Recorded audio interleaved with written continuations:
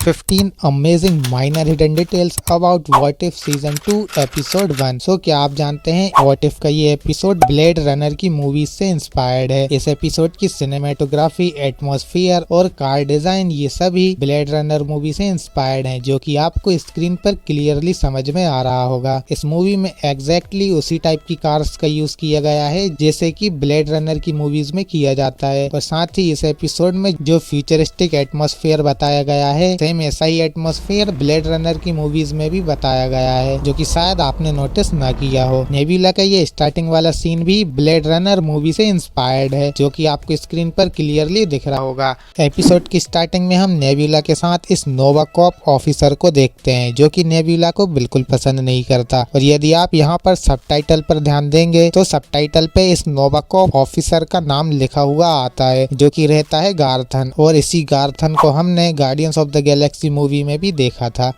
इसी सीन में आगे गार्थन नेबुला को ब्लैक ऑर्डर ट्रेस कहता है। I don't need Black Order trash telling me how to do my job. Former Black Order. अब जिन्हें नहीं पता है मैं उन्हें बता दूं, कॉमिक बुक में ब्लैक ऑर्डर थेनोस की संतान को कहा जाता है और नेबुला भी थेनोस की बेटी है, इसलिए यहाँ पर गार्थन नेबुला को ब्लैक ऑर्डर कहता है। आपको ये तो पता ही होगा कि एमसीयू में कैरन गिलन नेबुला का रोल प्ले करती हैं, और इस एपिसोड में कैरन गिलन ने ही नेबुला को अपनी आवाज दी है। Luck eventually runs out. Even Yondu's. फिर आगे हम हॉवर्ड दी डक को देखते हैं, जो कि कॉमिक बुक में एग्जिस्ट करने वाला एक कैरेक्टर है, और हॉवर्ड दी डक को हमने guardians of the Galaxy movie के इस सीन में भी देखा था, और साथ ही एवेंजर्स एंड गेम मूवी में भी हॉवर्ड दी डक हमें इस सीन में यहाँ पर देखने को मिला था, जिससे कि आप में से कई लोगों ने नोटिस ना किया हो।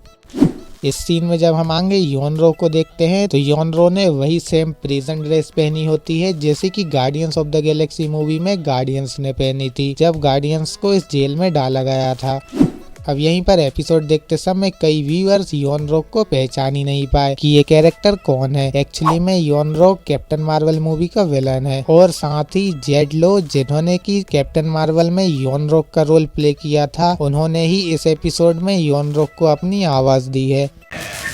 This will be so easy. You've got soft. इस सीन में जब न्यू गार्डियंस की टीम नोवा प्राइम के अगेंस्ट फाइट करने के लिए रेडी होती है, तो आप सभी ने ये तो नोटिस कर लिया होगा कि यहाँ पर नेबुला ने योंडू का क्राउन पहना होता है ताकि वे याका एरो को कंट्रोल कर सके। लेकिन शायद आपने ये नोटिस न किया हो कि इस सीन में नेबुला ने जो जैकेट पहना है वे जैकेट भी योंडू का ही है। इसका मतलब कि योंडू की डेड बॉडी से नेबुला ने उसका जैकेट और उसका क्राउन ले लिया था। अब वापिस एपिसोड के स्टार्टिंग वाले सीन पर आए तो आपने यहाँ पर योंडू के जैकेट को यदि ध्यान से देखा हो तो योंडू के जैकेट पर एक होल होता है, और यही सेम होल हम नेबुला की इस जैकेट पर भी देख सकते हैं, जो कि ये प्रूफ करता है कि ये योंडू का ही जैकेट है। और यहाँ पर मार्वल के एनिमेटर चाहते तो जैकेट से इस होल को हटा सकते थे, लेकिन एनिमेटर ने इस डिटेल को कंटिन्यू करा, जिससे हमें पता चलता है कि मार्वल अपनी छोटी से छोटी माइनर डिटेल पर कितना ध्यान देता है।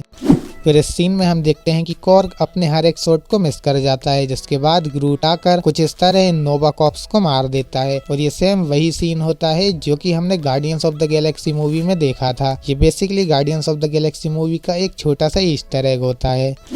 जब ये सभी गार्डियंस नोवा प्राइम के अगेंस्ट फाइट करने के लिए जा रहे होते हैं तो हम यहाँ पर क्लियरली देख सकते हैं इस कार के दोनों साइड ग्रूट के हाथ निकले होते हैं, क्योंकि ऑफ कोर्स ग्रूट इतना बड़ा है कि वे इस कार में फिट नहीं हो पा रहा था। अब यहाँ पर भी एनिमेटर चाहते तो जैसे तैसे ग्रूट को कार में फिट कर सकते थे, जिससे हम नोटिस भी नहीं करते, लेकिन उन्होंने यहाँ पर डिटेल को कंटिन्यू किया और ग्रूट को कार में अनफिट बताया। यही रीजन है जिसकी वजह से मार्वल अपनी हर एक डिटेल्स के लिए जाना जाता है। वहीं इस वाले सीन में जब गार्डियंस और नोवा कॉप्स के बीच में फाइट होती है तो यहीं पर हम योनरोग को भी देखते हैं, और यहाँ पर योनरोग ने सेम वही ड्रेस पहनी होती है जैसे कि उसने कैप्टन मार्वल मूवी में पहनी थी, और यहाँ पर भी कैप्टन मार्वल मूवी का ये अच्छा ईस्टर एग था। इस वाले सीन में जब यहाँ पर नोवा प्राइम नेबुला को काफी ज्यादा फोर्स करती है और उससे कहती है कि तुम्हें योंडू का केस कैसे भी करके सॉल्व करना होगा।